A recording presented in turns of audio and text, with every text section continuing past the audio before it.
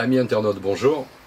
Alors toujours dans notre rubrique les vins de Provence se gardent-ils, j'ai choisi de vous présenter un des domaines aussi que j'aime particulièrement, c'est le Château Pibarnon.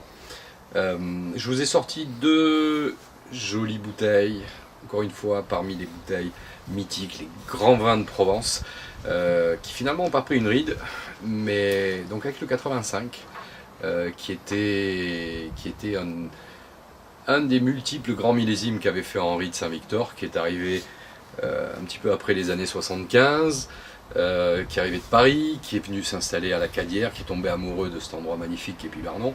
Le premier millésime 79, je me souviens pour l'avoir dégusté à plusieurs reprises, à la table d'Henri et de Catherine de Saint-Victor, parce que il y avait une tradition que perpétue aujourd'hui leur fils Éric, c'était qu'à Pibarnon on recevait bien et qu'on dînait bien, et je me souviens avoir eu le plaisir.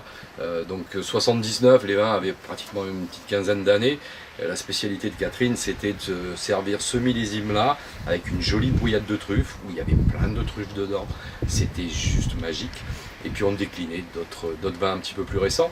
Alors 85, pareil, que j'ai goûté il y a quelques mois, qui est encore très en forme pour ce millésime-là. 85, c'était vraiment un grand millésime, un peu à l'image des 82 de cette décennie-là.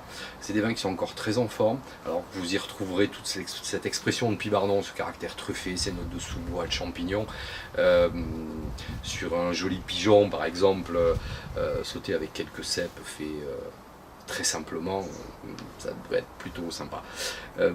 10 ans plus tard, on avait le grand 95, alors ça ne veut pas dire qu'il n'en a pas fait entre, mais il en a aligné quand même quelques-uns de très bien. 95, pour avoir goûté il y a quelques semaines, c'est d'une jeunesse encore assez incroyable. 95, bah, ça fait vraiment pas son âge, quoi, hein, ça fait plus de 20 ans. Quand vous goûtez ça, on est encore sur un registre de fruits mûrs, confiturés, c'est avec une force incroyable. C'est un vin qui a traversé le temps, qui a passé ses 20 ans, comme on peut voir passer après son adolescence, un petit peu trop vite, et très vite d'ailleurs. C'est un vin qui a beaucoup de réserve encore. Si je continue sur les millésimes en 5, 2005 c'est pareil, c'est dans la même force. C'est des vins qui sont plutôt en phase d'attente. Si vous avez des vins de la décennie 2000, soyez un peu patient. Les 2000-2001 commencent un peu à s'ouvrir. Si vous êtes sur 2010 et plus jeune, les vins livrent quand même beaucoup d'élégance, parce qu'à Pibarnon on privilégie beaucoup le charme et l'élégance dans les vins, tout en ayant cette force naturelle apportée par le Mourvèdre. Mais c'est des vins, encore une fois, qui demandent de la patience.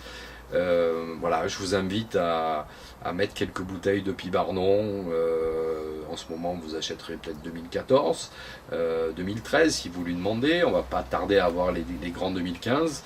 Vous payerez peut-être autour d'une vingtaine d'euros à peu près sur des vins de ce niveau-là que vous pouvez mettre dans votre cave, et vous savez que ces bouteilles traverseront quand même quelques décennies si vous en avez la patience.